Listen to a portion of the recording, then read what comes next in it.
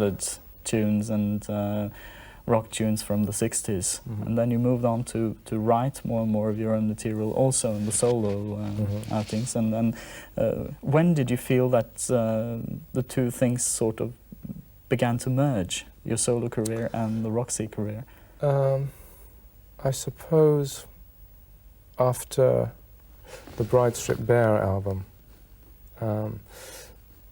I continued doing these two things together, you know, the solo career and the Roxy thing together as long as I could, till I got really exhausted, actually. And one year I did 3 albums, and it was after Siren.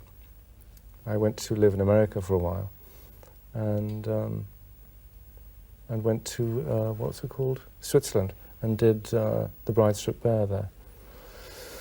And that was the first time I'd worked with American musicians.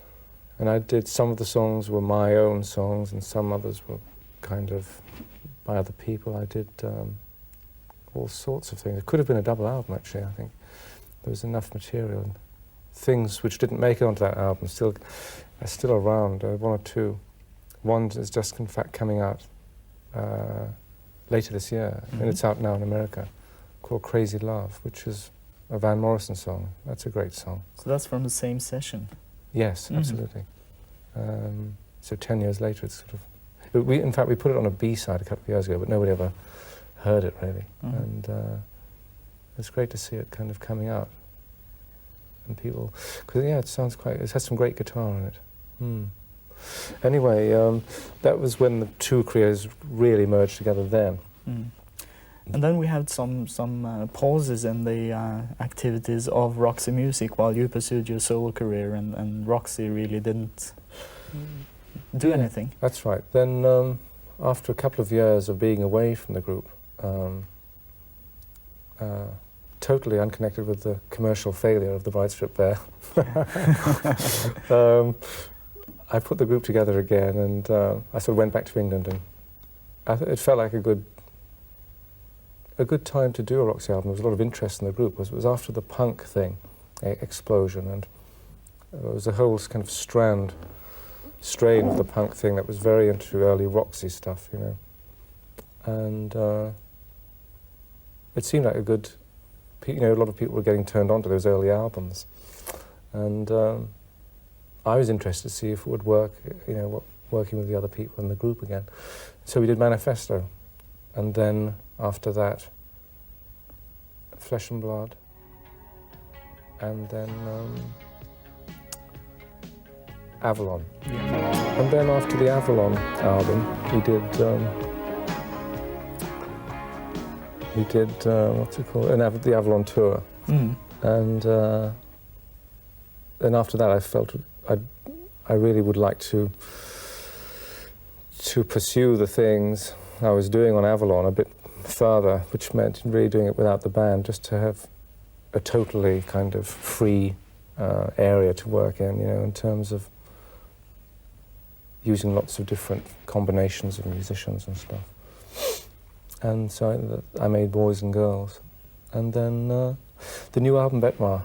Here we are today. Phew, that's a Here we are today. monologue. Right. Do you feel that there's really a vast distance between what you left in the north of England and the kind of life you lead today? I mean, listening to you talk, there's not much that tells me that you come from the north of England. Have you? Well, you'd be surprised, like, you know, if I denied your you background? wouldn't understand the word I said.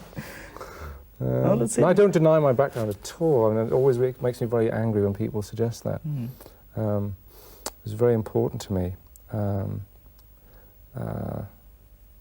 I don't really go back to the north of England very much, but when I do, it all comes flooding back. Why I love it and why I left. The sense of humour and everything is really great, and they're kind of, it's a curious place. Obviously very depressed now, with the decline of the industries up there and so on.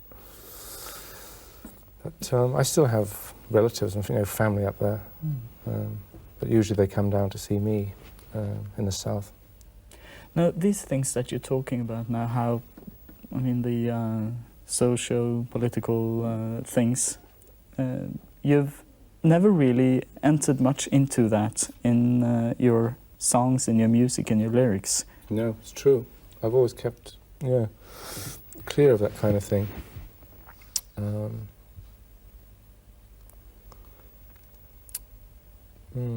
So the songs I do tend to be kind of more abstract, kind of more personal. I've always hated the idea of myself preaching to anybody about anything. And some people do it very well. I mean, Dylan, for instance, and people have done great sort of political protest type things. And it's a tradition that obviously always carries on through music. And you've been singing some of those songs folk as well. music. Yeah, so I sing other people's songs of that type. Mine tend to be more kind of abstract, as I said, and very much moods. There are lots of kind of intimate human moods that I find inexhaustible in terms of subject matter, you know. But most of what you've written have had something to do with this thing called love. Mm-hmm. Well, it's not a bad thing. I mean, it does seem to go on. And it's, it enters into it quite a lot. I never really think of them as love songs so much as other people do, funnily enough. But it does kind of tend to creep in every now and then. Perhaps it suits the mood of some of the music, which is what you always try to do. It's no good having a kind of, a very moving kind of melody and then the lyrics are about cornflakes or something. I mean, I don't really like kind of, I like the words and the music to fit together, and that's one of the hardest things to do, to get them both to kind of feel like the same thing. Now, increasingly, an artist in the pop rock field has to think not only about words and music, but about pictures and images as well, in the age of the video. How do you feel about these things? It's a tricky one, really, because with each song that I do, I try and make it a kind of picture. I like to think that my work is sort of picturesque, and obviously you spend a lot of time on each picture. When you do an album, each song is as special to me as the next one, and you try and create all these different pictures with different musicians, and different combinations of sounds and different styles sometimes of music incorporated, and when you feel you've got it, somebody says, right, now you've got to do the video for it, and sometimes it's tricky to do that because you can get to where you've just kind of finished it and you're a bit burnt out on it, and that's when it's good to have somebody come in who's like a director, and so we can both sort of get ideas flowing about it.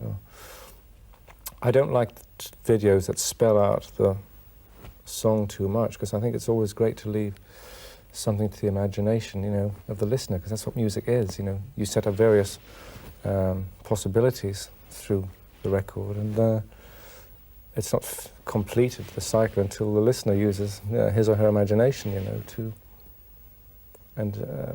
finish the thing off. And the problem with videos is that they can sometimes kill the imagination, I think. So I try to make them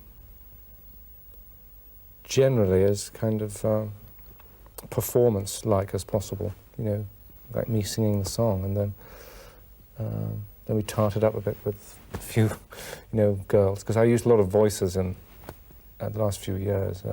I like working with different voices, girls' voices and stuff, and you probably hear on the records there are lots of, arrangements. And so you generally have that represented, by girls.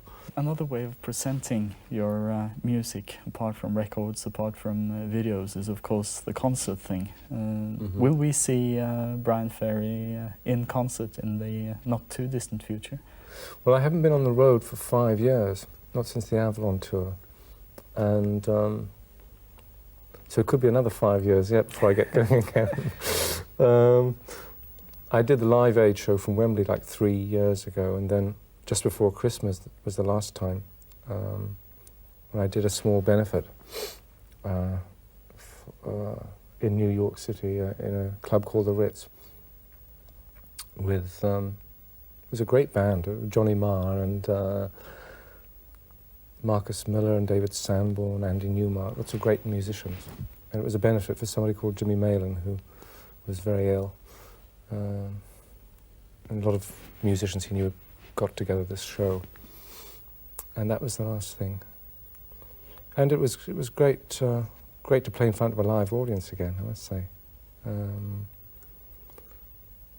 And it's a tempting prospect.